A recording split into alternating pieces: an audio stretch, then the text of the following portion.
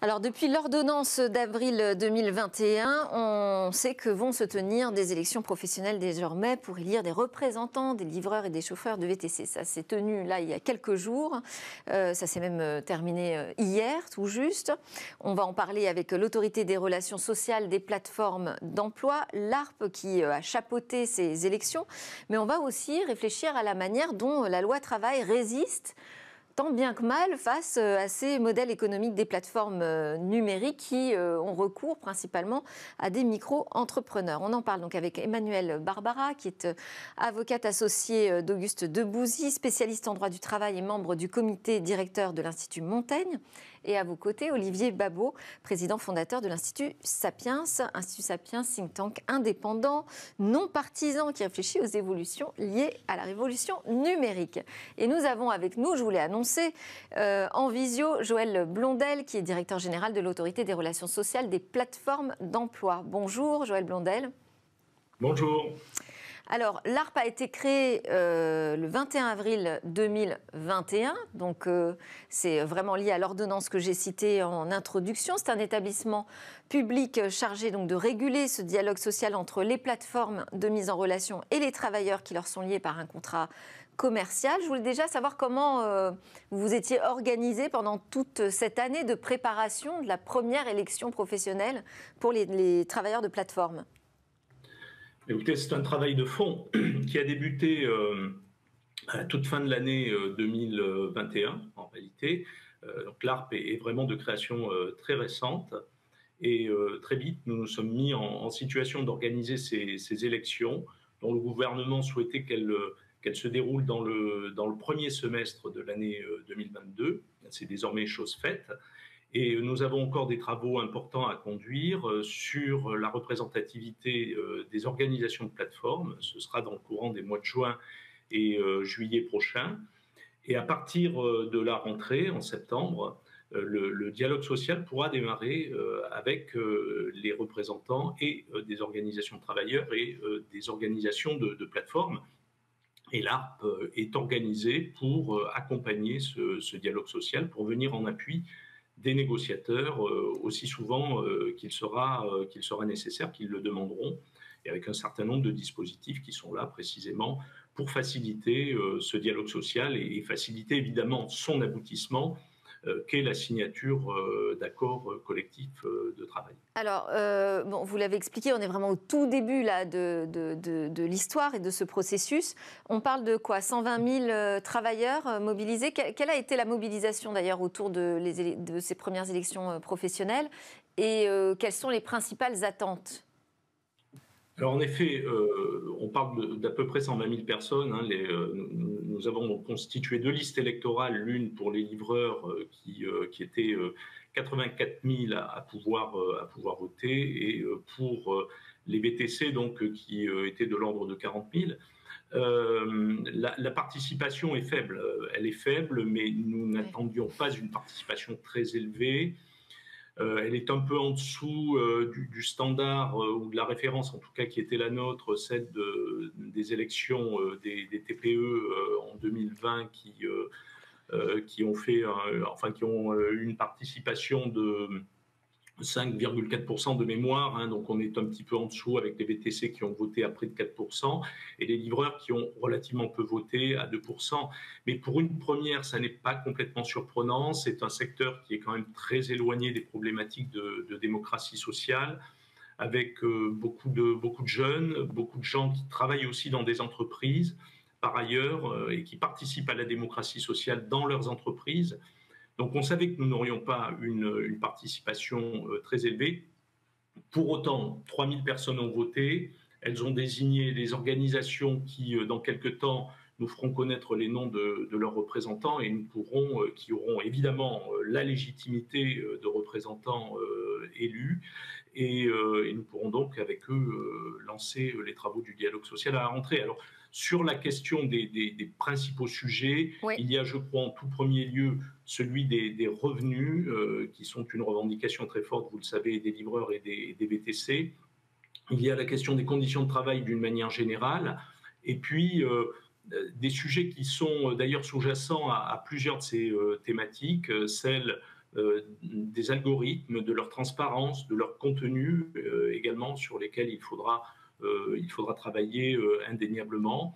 Et puis, bon, il y a des sujets également relatifs au rythme de travail, par exemple, ou au parcours professionnel. C'est assez large et il faut après que les partenaires élaborent un agenda social et se mettent autour de la table très rapidement à la rentrée. Merci beaucoup Joël Blondel, donc directeur de l'ARPE.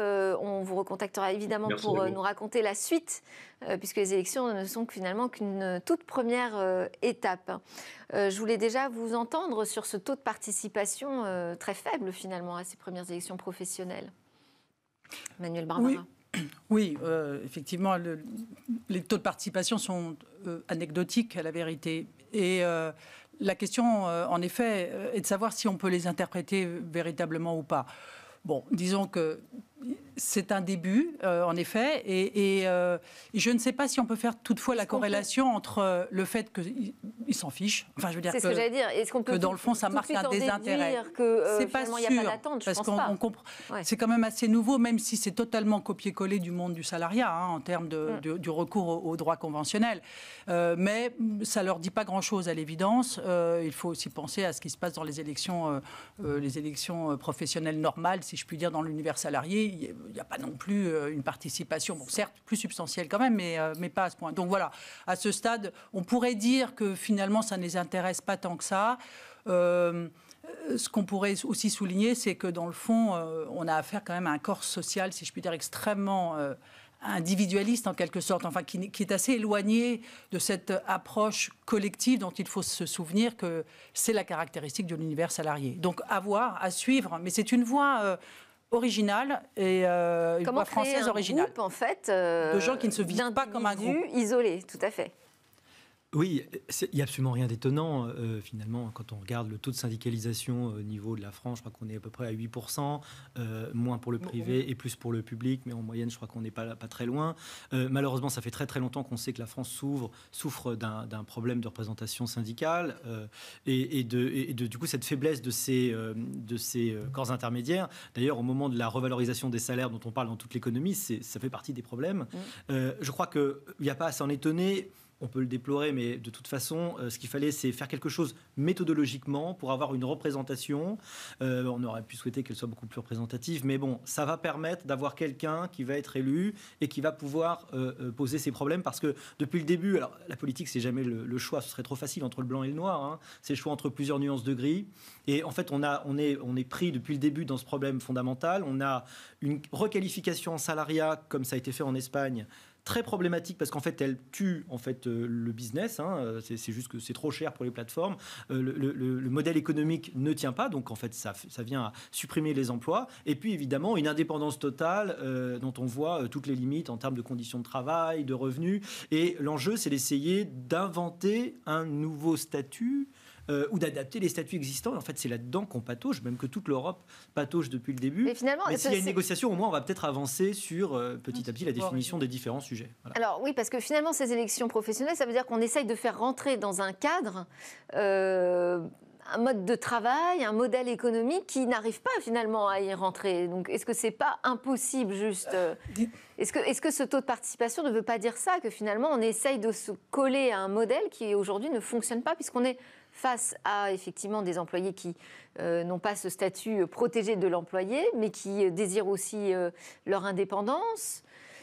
C'est l'ambiguïté de cet ensemble. Et dans le fond, si le choix qui a été fait pour ces seuls secteurs VTC et livraison, il faut savoir quand même que les plateformes, elles sont référencées dans 7 autres rubriques grandes familles et qui en fait ont investi toute l'activité économique. Donc on parle de celle-ci parce qu'elle concentre en quelque sorte ce rapport psychologique à la représentation du travail qui ressemble à du salariat.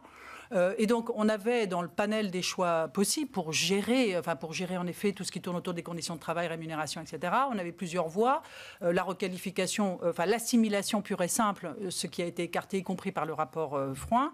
Il y a la requalification à l'occasion. Alors, on parlait de l'arrêt Uber de 2020, très, très connu, mais il y a un arrêt Le Cab qui vient de sortir de la Cour de cassation qui dit l'inverse. Donc, vous voyez, la requalification, c'est pas sécurisant. Il y avait aussi la présomption, qui est le choix emprunté aujourd'hui par la directive européenne, le projet de directive européenne, pour poser une présomption de salariat en quelque sorte, afin de clarifier de ce point de vue-là les relations. Et puis, il y avait quelque chose d'un peu nouveau, qui n'est pas recensé, qui est de remettre le sujet dans la négociation collective, et c'est ce que la France a choisi. Et c'est vrai que c'est un peu décalé par rapport aux autres choix européens à ce sujet. Donc, évidemment, comment on négocie, par rapport à quoi, etc. Donc, comment on commence. Et donc là, on commence. Donnons une chance, peut-être, j'allais dire, au produit, parce qu'il a l'air de concilier à la fois le maintien dans la sphère des indépendants et en même temps les garanties liées à notre République solidaire et sociale. Alors, on a aussi l'affaire Deliveroo, donc, qui fait appel de sa condamnation pour travail dissimulé. C'est comme ça qu'on l'appelle en France. En fait, l'entreprise a été reconnue coupable par le tribunal correctionnel de Paris en avril dernier d'avoir employé des livreurs en tant qu'indépendants plutôt que de les salarier. Je vous resitue ça parce que ça pose la question de ce droit du travail qui n'a finalement que deux choix possibles. Soit on est salarié, soit on est indépendant et donc sans protection de la part de son employeur. Il n'y a pas une troisième voie ? C'est le problème depuis le début. Les technologies évoluent énormément, font évoluer le monde et arrivent dans un monde de régulation qui n'avait pas été prévu pour ça. Le statut du salariat, il est fait pour une économie hyper stable, un emploi à vie où on dit qu'il n'y a aucune raison a priori de changer d'entreprise, tout est fait pour que ça soit assez stable, pour que ce soit plutôt compliqué d'en changer, avec des qualifications qu'on va pouvoir utiliser, donc une seule personne qui vous embauche, des qualifications qui vont être stables. Tout ça, c'est en train d'exploser. Vous avez évidemment de l'indépendance d'ailleurs voulue, vous avez des qualifications qui évoluent énormément, de la formation qui est nécessaire, vous allez changer de plus en plus d'emplois, quel que soit... Changer, même cumuler plusieurs emplois et plusieurs statuts. Emplois. Et le problème des technologies depuis le début, c'est qu'elles ne sont pas données avec un mode d'emploi, elles ne sont pas données avec la bonne régulation. Donc c'est là-dedans qu'on patauge depuis le début. Ce qui est certain, c'est que faire rentrer au chausse-pied dans des régulations qui n'ont pas été conçues pour ça, c'est la plupart du temps tuer l'activité ou faire que, évidemment, ce n'est pas satisfaisant. Même le statut d'indépendant, il n'était pas pensé. Pour cette époque-là, ça n'existait pas, les plateformes. Et donc l'idée d'une troisième voie, alors que la France c'est quelque chose d'un peu original.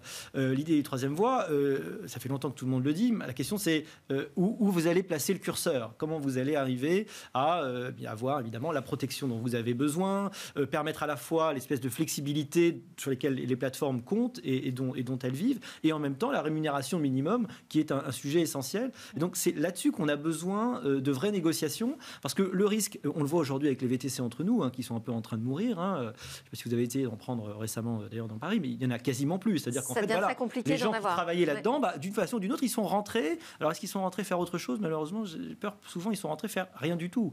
Et c'est un peu dommage, parce qu'il y avait cette fonction aussi de mise au début d'un travail, d'enclenchement d'une logique d'emploi qui était probablement pas mauvaise pour beaucoup de gens. Donc, c'est vraiment dommage. Et ça fait vraiment partie des dossiers qui sont, à mon avis, sur la table du gouvernement et du futur ministre du Travail. Il va falloir trouver cette fameuse troisième voie. Sur l'aspect conditions de travail, effectivement, là, je pense qu'il y a aussi un gros chantier de négociation. On voit les niveaux de stress en fait, des employés des plateformes qui est vraiment très, très élevé. Est-ce que par la négociation sociale, collective, on peut arriver finalement à réguler, on peut arriver à créer des règles qui vont s'appliquer à tous ? Alors, plusieurs sujets. D'abord, sur le rapprochement de la protection sociale due à l'ensemble des actifs, elle est en marche. Ce rapprochement est en cours. Ça fait quelques années déjà que l'on rapproche le sort des femmes indépendantes des femmes salariées pour la maternité, des droits en matière de maintien de droits pour la santé, etc. Donc tout ça, c'est en cours. On a créé l'ATI, donc l'allocation du travailleur indépendant, qui est l'allocation chômage, certes, qui n'est pas tout à fait comparable à celle du univers salarié, mais ça avance. Et dans la dernière loi de financement de sécurité sociale, on a prévu la possibilité de prévoir de la prévoyance et de la complémentaire santé. Donc ça, c'est en cours. Et c'est, j'allais dire, une sorte de socle. Maintenant, les conditions de travail, rémunération minimale, etc. Là-dessus, il est clair qu'il faudra qu'ils se mettent d'accord. En fait, je veux dire, ce que je veux dire, c'est que la négociation, elle est telle qu'elle se présente. Et à la vérité, il y a une ordonnance déjà du 6 avril 2022 qui pose les sujets de négociation. Donc, la feuille de route, elle est déjà très claire. Hein. Donc, disons que tout le monde a envie que ça fonctionne. Pourquoi ? Parce que appartenir au monde des indépendants tel que, en effet, Emmanuel Babot l'a expliqué, et en même temps bénéficier des avantages... Olivier, pardon, Olivier. J'ai un frère qui s'appelle Emmanuel. Oui, voilà, pardon. C'est très joli. Bref, prénom aussi. Oui, c'est pas mal. Et donc, il y a cette schizophrénie, en fait, à ce rapport à l'emploi. En même temps, la modalité de fixation de la rémunération, les modalités de changement de cette rémunération, on doit pouvoir trouver des solutions, donc là aussi technologiques. De toucher au contrat on n'est pas obligé, de travail. Oui, on n'est pas dans la civilisation de l'usine, c'est de nouvelles fini. règles. Oui. Et le coût. Alors, si on parle du coût que ça représente, parce que ça, c'est un vrai sujet, hein, le coût social, le coût de la protection, il va peser sur qui ?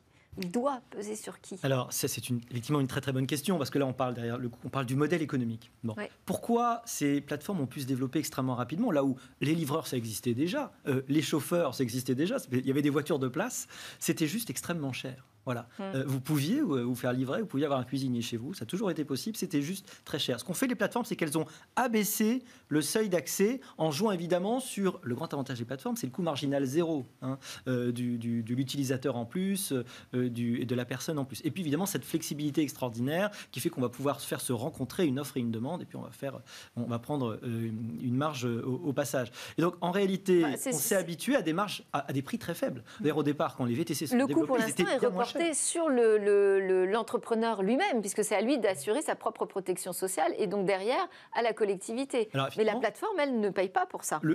Si vous avez un coût si bas de livraison, c'est parce que le livreur, il travaille beaucoup, qu'il n'a pas une très très grosse marge, qu'il y a une part importante qui part à la plateforme. Et donc évidemment, c'est un conflit traditionnel de répartition de la valeur ajoutée qui se joue, et puis aussi de niveau des prix pour le consommateur. Voilà. Et peut-être qu'une porte de sortie à terme, je crois, oui. C'est que les prix vont augmenter. Payer plus cher. Vous payez plus cher, alors vous n'aurez pas le même public. D'ailleurs, de façon générale, pour moi, c'est malheureusement le futur de l'économie, c'est-à-dire qu'on va vers la fin d'une forme de démocratisation énorme depuis la fin des 30 Glorieuses, en fait. C'était l'histoire de la démocratisation de la consommation. Et en fait, on va dans le processus inverse, pour des raisons écologiques en grande partie. Ça va être plus compliqué, ça va être moins accessible.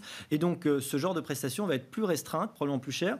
Si vous augmentez le prix, vous résolvez tous les problèmes. Est-ce que ça veut pour autant les gens sont mieux payés, les plateformes peuvent se payer, on a de la protection sociale. Mais est-ce qu'on est sûr de ça ? Est-ce qu'on est sûr que ça voudra forcément dire que les plateformes vont s'acquitter de charges sociales, typiquement ? Oui, ça c'est pas les plateformes qui payent les charges sociales dans le modèle. C'est pour ça. C'est pas parce qu'on va augmenter le prix que forcément, mathématiquement, les plateformes vont s'acquitter de ce coût. En tout cas, elles pourront acquitter la protection qui deviendra obligatoire. Et donc, ça sera la seule façon pour eux donc, il faudrait la rendre obligatoire. Si vous la rendez obligatoire, ça fait une augmentation des prix. Et après, c'est ce qu'on appelle l'élasticité prix-quantité. C'est-à-dire, ça dépend de la réaction des clients. Est-ce que, face à une augmentation des tarifs de VTC, est-ce qu'ils vont, massivement se reporter sur les taxis qui seraient peut-être un peu moins chers du coup, ou alors, est-ce qu'au contraire, ils vont continuer à avoir une demande, mais à ce moment-là, il faut qu'il la qualité et que l'offre, évidemment, soit... Parce qu'on voit les taxis traditionnels qui reprennent des couleurs, finalement. Oui, pour des raisons aussi de protectionnisme rampant. Dans Paris, par exemple, finalement, on a réussi, c'est l'histoire depuis le début, à protéger cette clientèle très particulière pour les élus que sont les taxis, parce que les taxis ont beaucoup de capacité à se faire entendre. Donc, en fait, ils ont protégé leur forme de monopole. C'est pas toujours en faveur des consommateurs. Donc, je rappelle, taxi, parce qu'on parle toujours des VTC, mais les taxis, lorsqu'ils se présentent de temps en temps devant le juge, il y a des requalifications. Donc c'est intéressant de voir que cette espèce d'obnubilation du statut qui s'applique au VTC, ma foi, si on regarde de près certaines plateformes de taxi, j'ai tendance à penser que ça ressemble vaguement.